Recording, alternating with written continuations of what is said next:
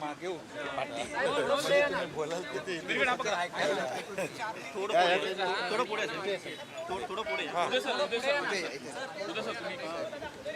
पाच राज्यांचा निवडणूक निकाल जाहीर झालेला आहे. भाजपला खूप मोठं यश मिळालेलं आहे. विशेषतः पश्चिम बंगालमध्ये भाजपने मोठी मुसंडी मारली. काय प्रतिक्रिया?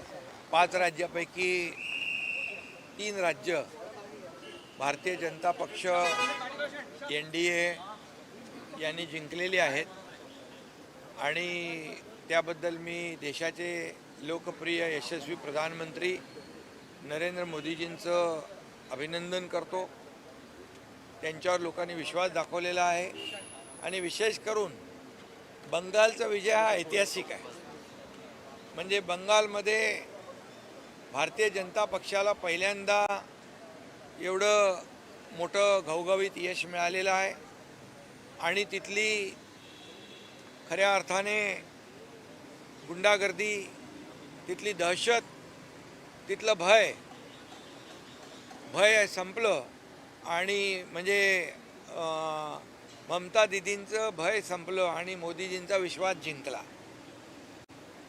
आणि त्या ठिकाणी केंद्रीय गृहमंत्री अमित शाह साहेब गेले 8-10 वर्ष सातत्याने बंगालमध्ये पक्षवाढीचं काम करत होते आणि त्यांनी जी मेहनत केली प्रधानमंत्री मोदीजींच्या मार्गदर्शनाखाली, त्या मेहनतीला यश मिळालं आणि अमितभाई खरे चाणक्य आहेत हे पुन्हा एकदा या बंगालच्या विजयातून सिद्ध झालं आहे.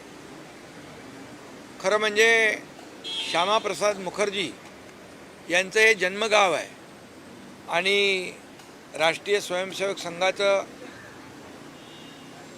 हे शताब्दी वर्ष आहे आणि या वर्षामध्येच श्यामाप्रसाद मुखर्जी यांना देखील हे बंगाल जिंकून एक प्रकारची श्रद्धांजली या ठिकाणी अर्पण केलेली आहे. आणि म्हणून हा जो काही विजय आहे बंगालचा, या बंगालमध्ये ममता दीदींनी नेहमी केंद्र सरकारबरोबर अगदी विरोधाची भूमिका घेतली, टोकाची भूमिका घेतली. केंद्र सरकारकडून कधीही त्यांनी राज्यासाठी विकास निधी घेण्याचं टाळलं आणि एक अहंकार त्या ठिकाणी त्यांचा पाहायला मिळाला. त्यामुळे राज्याचा विकास देखील झाला नाही, खुंटला. केंद्र सरकारची मदत घेतली असती तर राज्य विकासापासून वंचित राहिलं नसतं. आणि त्यामुळे बंगालमध्ये जे यश भारतीय जनता पक्षाला मिळालेलं आहे हे अतिशय दैदिप्यमान आहे. आणि त्यांनी ममता दीदीने अनेक वेळा प्रधानमंत्री मोदीजी अमितभाईंच्यावर अगदी टोकाचं टीका केली, अगदी खालच्या पातळीवर जाऊन देखील टीका केली. परंतु त्या भागातली जनता मोदीजींच्या पाठीशी उभी राहिली. त्यांनी विकासाला महत्त्व दिलं, आरोपाला नाकारलं. आणि म्हणून जे जे आरोप ममता दीदींनी मोदीजींवर केलेत त्या आरोपाला ते विकासाच्या माध्यमातून उत्तर देतील आणि बंगालचा विकास करतील.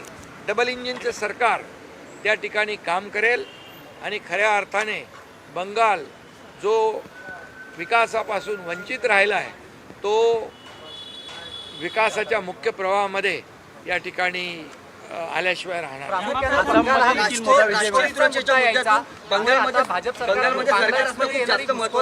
बिलकुल. कारण काय, त्या ठिकाणी खूप मोठ्या प्रमाणावर बोगस वोटिंग होत होतं, बूथ कॅप्चरिंग होत होतं.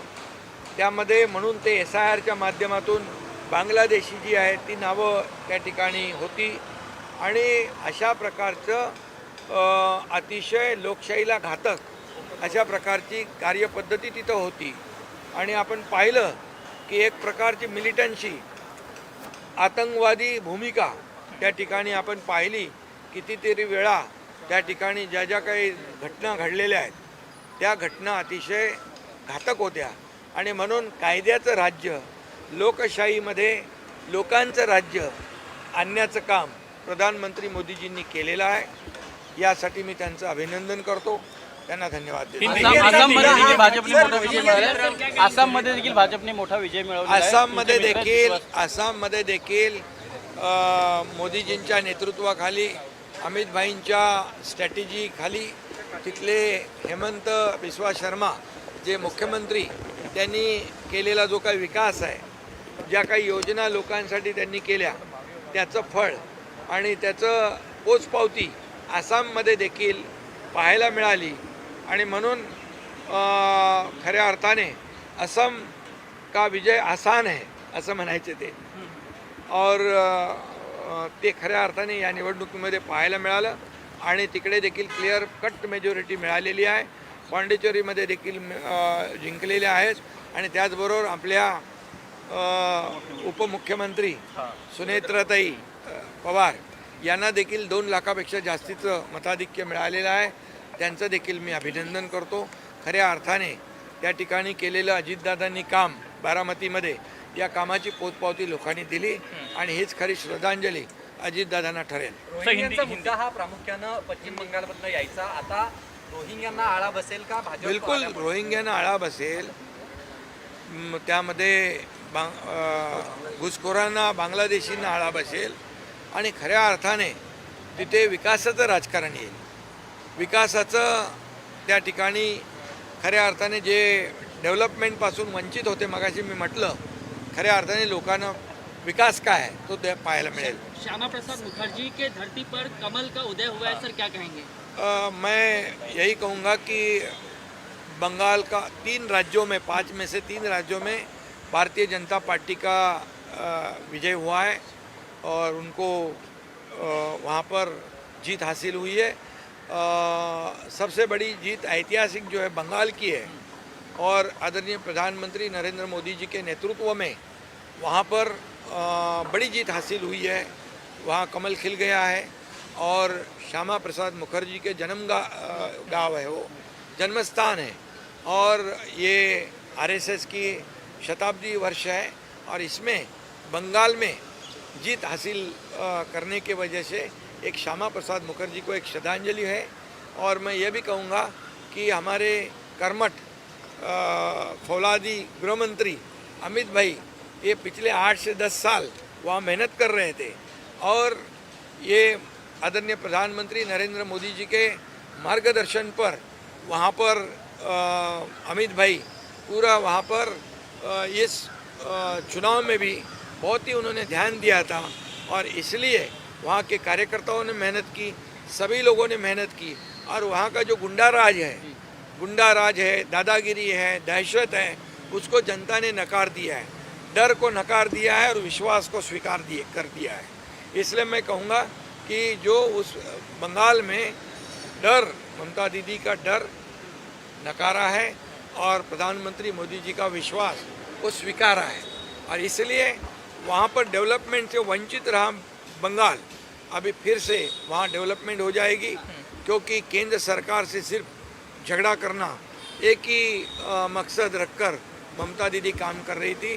केंद्र से जो फंड्स है उसको भी लेना उनको अच्छा नहीं लग रहा था और इसीलिए वहाँ पर डेवलपमेंट के नाम पर बहुत ही ये राज्य पिछड़ा था. अब ये राज्य जो है डेवलपमेंट के माध्यम से मेन स्ट्रीम में आएगा. डबल इंजन की सरकार वहाँ काम करेगी और इसलिए मैं ये भी फिर एक बार कहूँगा, प्रधानमंत्री नरेंद्र मोदी जी के नेतृत्व में गृह मंत्री अमित भाई ने जो मेहनत की है, वहाँ कार्यकर्ताओं ने काम किया है, इससे ये जीत हासिल हुई है. और अमित भाई ये सही चाणक्य नीति उनकी वहाँ सफल हो गई है. सही चाणक्य कौन है, वो सिद्ध उन्होंने किया है और इसलिए ये बड़ी जीत भारतीय जनता पार्टी और एनडीए को मिला है. आसाम में भी बहुत अच्छी जीत मिली है. मुख्यमंत्री कैंडिडेट हार गए कांग्रेस के. गौरव गोगोई लोकसभा छोड़कर विधानसभा लड़ने आए थे आसाम में, वो हार गए. वो उन्होंने भी बहुत ही निचले दर्जा की टीका टिप्पणी मुख्यमंत्री जी पे की थी और उनके परिवार पे की थी और आसाम में भी लोगों ने काम जो है उसको स्वीकारा है डेवलपमेंट जो है उसको स्वीकारा है और इसीलिए फिर से वहाँ पर वो चुनाव में जीते हैं। ममता दीदी ने भी बहुत कई सारे आरोप प्रधानमंत्री जी पर, गृह मंत्री जी पर बार बार लगाए, लेकिन इसलिए जनता ने उनका साथ दिया है। अभी वहाँ पर आरोप और टीका टिप्पणी का जवाब विकास के मुद्दे पर देंगे, डेवलपमेंट से देंगे, और इसलिए वहाँ का डेवलपमेंट होगा, यहाँ का विकास होगा, वहाँ के जनता को जो सुविधा मिलेगी वहाँ पर। तमिलनाडु में तो सीएम हार गए सर, एमके आणि स्टॅलिन हार गए। हाँ, तमिलनाडु में एमके स्टैलिन हार गए, हमेशा सनातन विरोधी बात करते एमके थे। स्टैलिन सनातन और हिंदू धर्म के खिलाफ में बात करते थे और इसीलिए सनातन के और हिंदुत्व के बारे में वो बार बार मजाक उड़ाते थे, टीका टिप्पणी करते थे, और इसलिए वहाँ की जनता ने उनको सबक सिखाया है और वहाँ पर उनको हरा दिया है। ज्या पद्धतीचं चित्र झालंय, स्टॅलिन यांना जनतेनं तिथल्या नाकारलेलं आहे, कशा पद्धतीनं बघताय? स्टॅलिन यांनी सनातन धर्मावर नेहमी टीका केली, हिंदू देवदेवतांवर टीका केली, नेहमी सगळ्यांना अगदी कसपटा समान समजलं, आणि म्हणूनच तिथल्या जनतेने त्या ठिकाणी त्यांना त्यांची जागा दाखवलेली आहे। कधी कधी कोणाकोणाला वाटतं की आम्ही कायमस्वरूपी या राज्यामध्ये आमची मक्तेदारी आहे, आम्ही सत्तेचा अमरपट्टा घेऊन आलेलो आहोत, आणि हे तामिळनाडूच्या जनतेने त्या स्टॅलिन यांना दाखवलं कि जनता सर्वोच्च है, जनता जनार्दन ये सब कुछ है, बाकी कोई कुछ नहीं है, और इसलिए उनको सबक सिखाई गई है वहाँ की जनता ने। उनको धन्यवाद देता हूँ मैं। इंडिया ब्लॉक पण कमकुवत झाले आहे पश्चिम बंगाल